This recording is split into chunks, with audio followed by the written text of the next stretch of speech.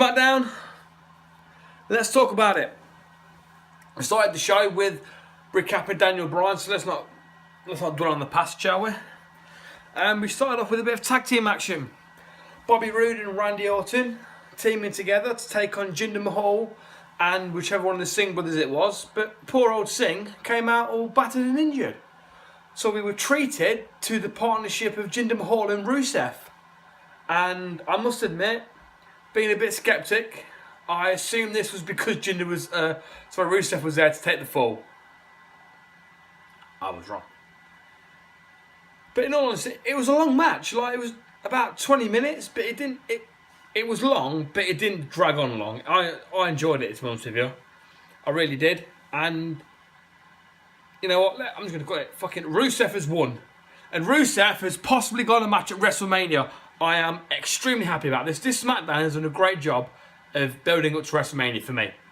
In an all-round positive way. If I'm completely honest with you. Rusev was Jinder Mahal's surprise partner. Bobby Roode and Randy Orton weren't getting along throughout most of the match. There was more of a one-upsmanship between both of them. And Jinder Mahal and Rusev, the fact that they were a team on Raw a little while ago as well, played into that. They were getting on well.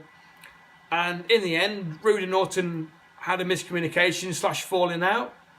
Rusev hit him with the matchka kick. Rusev matchka kick Orton. Pin the United Champion. Go to WrestleMania. Become United States Champion one more time. Basically, that's what happened. Rusev hit him with the kick. Orton goes down like a sack of shit. And I did mock when he hit him with that kick. And I did sit there on the edge of my seat praying that he got the pin. And he fucking did it. And I'm so happy. Because obviously later on in the night as well, we see that another triple threat is announced. So I think having 3 triple threats at Mania would be too many. So I'm glad they've gone with the... I don't know if I mentioned it in one of my videos about having Rusev making it a fatal 4-way. But it's something I had thought about that they would do, but I didn't know how they'd incorporate it. But they've incorporated it very well. And although I don't know if it's official actually, but the way they were talking, because Jinder and Rusev were backstage, and Jinder was congratulating Rusev on getting the pin for the team. And Jinder was telling him that he's going to get him a front row seat to WrestleMania. And Rusev says, no, sunshine. I'm going to get myself in that match at WrestleMania. And I'll see you there, chap. And he walked off. So, hopefully, we're getting to see Rusev at WrestleMania in the United States title match. And let's hope he wins. And one thing I will say in the match, Rusev did this it wasn't a gut wrench suplex. It was more like a chest wrench suplex that I really enjoyed. But that's just a note. After the match, we had some backstage interaction with AJ Styles and Nakamura. And Nakamura is really pushing the fact that AJ Styles is losing his confidence a little bit. The fact that that Nakamura didn't need AJ or something. I forget what the actual line was. But in the context of it just being in WWE, there is no reason why AJ Styles has suddenly lost his confidence. There really isn't.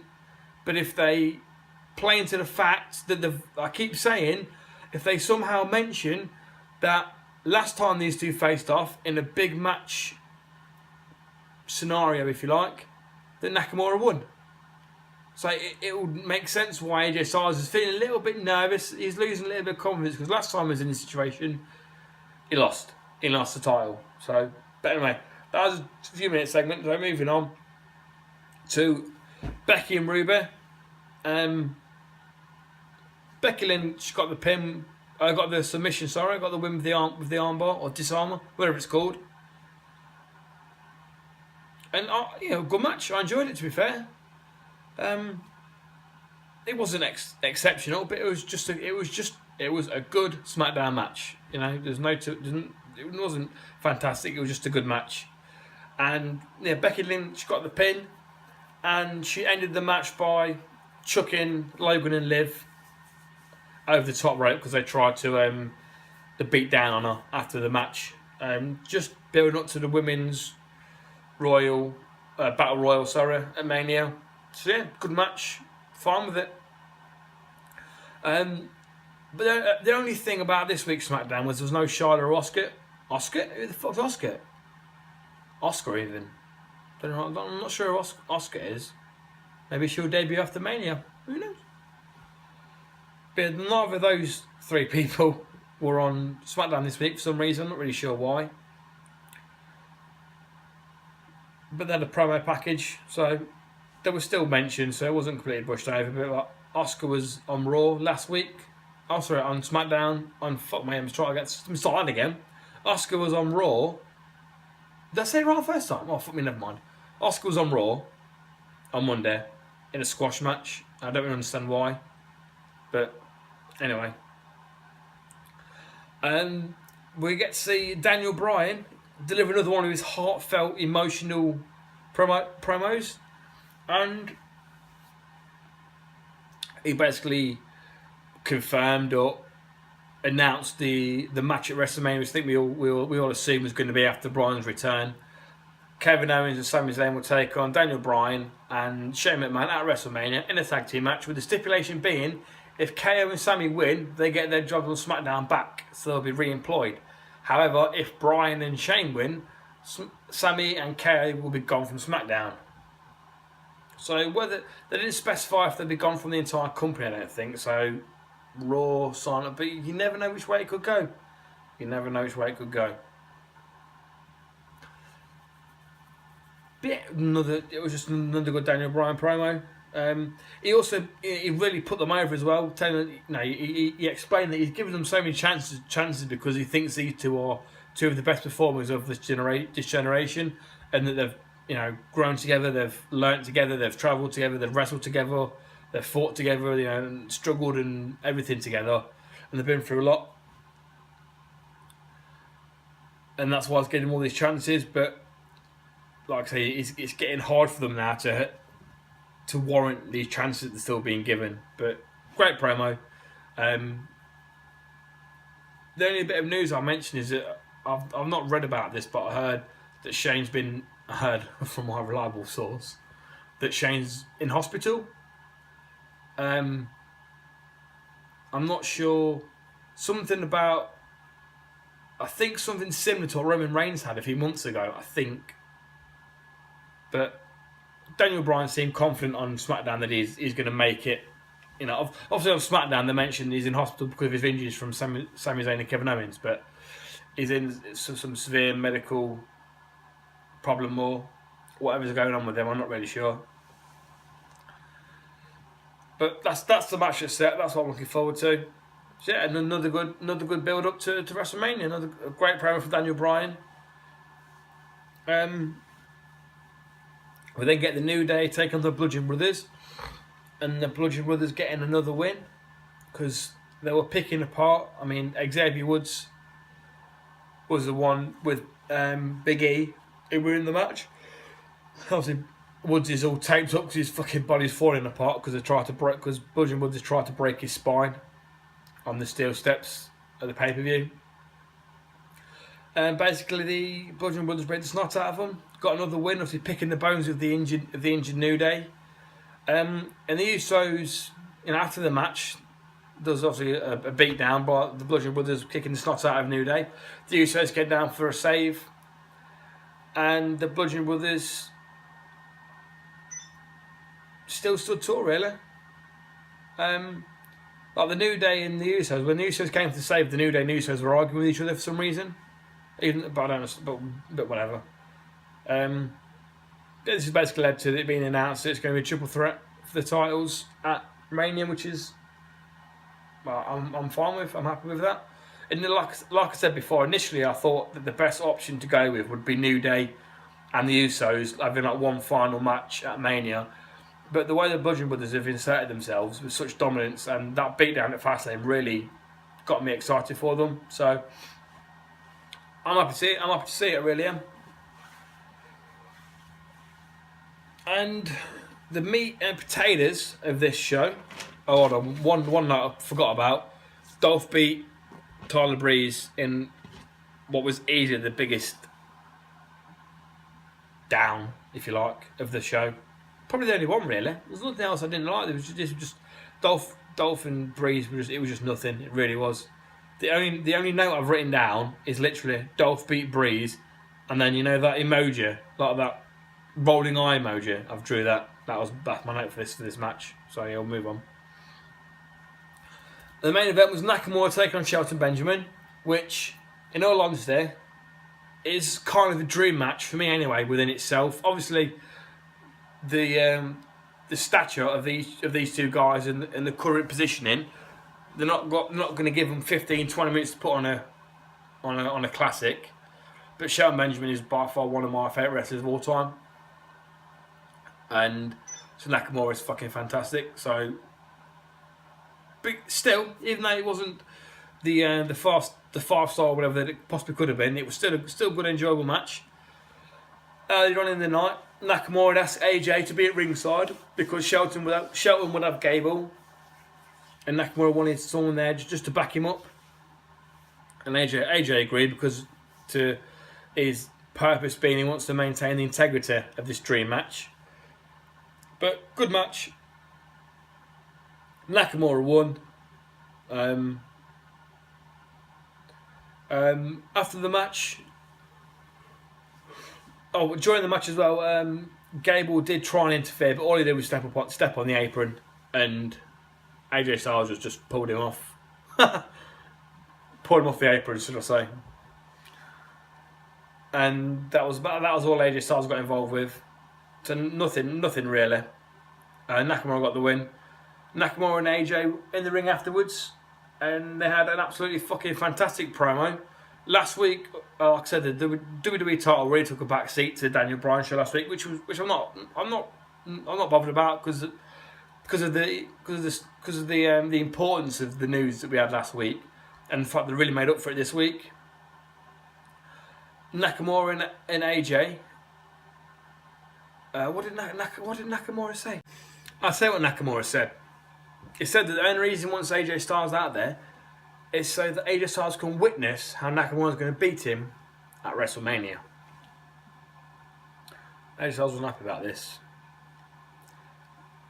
And he said something AJ said something a little bit strange. Well, first of all, he said that this is a dream match for the WWE Universe. This is a dream match for him. And it's a dream match for everybody.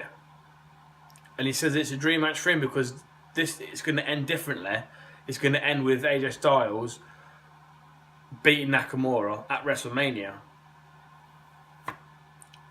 And I really wish they would have just slipped in the fact that it just said something like, this is going to be a dream match for me because this time, in this match, in this scenario, on this stage, I'm going to beat you and I'm going to keep my WWE Championship and I'm going to prove that I am the best and all that fucking nonsense.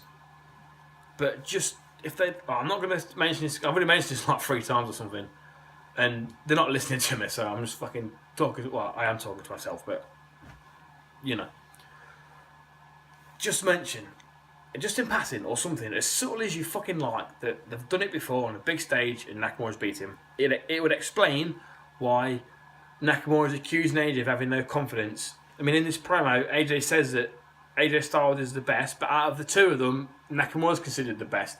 It explained why AJ's saying things like that. Because Nakamura's beat him in this situation before. Nakamura came out the better man. So, and AJ Styles is really painting the picture of him being the underdog in this. Not the underdog. That's not right because he's not an underdog, but he's painting Nakamura, should I say, as the favourite rather than him the underdog. He's painting Nakamura as the favourite. And Nakamura says the reason that he's going to beat AJ at WrestleMania is because AJ is too emotional. And Nakamura is calm, collected and relaxed. Calm. I should have said calm, cool and collected. Never mind. Yeah, he's relaxed, which was evidence in the promo because Nakamura has just had a match with Shelton Benjamin, and he's still fairly. He's obviously out of breath now, but he's still fairly composed. Yeah, AJ Styles is riled up. He is emotional, so it played him. It was obvious to see, and I'd like to see if they played that into the match at Mania as well with you know, like it gets to a point where Nakamura cannot pin AJ Styles at all, and Nakamura starts to get frustrated because it's very rare you see Nakamura getting frustrated in a match. Very, very rare. It does usually stay very calm and cool and what have you. But once they're done, Nakamura exits the ring, and as soon as Nakamura's out of the ring, AJ Styles gets jumped by the recovering Shelton Benjamin and Chad Gable, and Nakamura dives in for the save. He takes both of them out. And as AJ Styles is down and he's, you know, groggy, he's coming to and what have you, Nakamura's in the corner. It looks like he's setting up for the Kinshasa, and he does it. He comes running in, but before he hits AJ Styles, he sort of just stops dead and just screams at AJ Styles, you know, knee to face, and like pats AJ on the head and gets out of the ring. Like it's really showing that Nakamura is cool. He is calm. He is in AJ Styles' head, and Nakamura is going into this match as the favourite. But it was another great ending, another good ending. SmackDown. Like last week's ending was good. This week's ending has been really good. Really enjoyed the match with Shelton. Really enjoyed the promo afterwards. Obviously, I can't do it justice. I'd advise going to watch it. I just wish, like I said, even though I said I'm not going to mention it again, I'm going to mention it one more time. I wish they'd mention or just make note of the fact that Nakamura's beaten before. I really think that adds to the story so fucking much. Because that's the reason why I'm not going to get into it again. I'm sorry. Because I've had to re-record this video because I went off on like a nearly a 10-minute rant. Not rant, but reasoning how and why they should have incorporated. But anyway,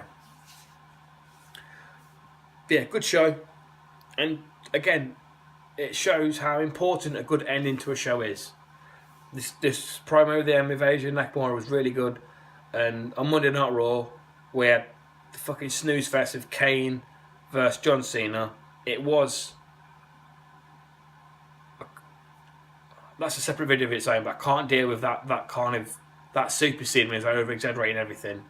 That was by far the safest no disqualification match I've ever seen in my entire life. It really was. And it just ended weak, but this week's SmackDown ended really strong again. And it makes the whole show, even though the show was good, makes the whole show feel better than it already was. It elevates the whole lot. So, let me know what you think in the comments. Leave me some words. Give me a thumb up or a thumb down. And subscribe. Come and be a jobber. The Jobber Club is open to all. Goodbye.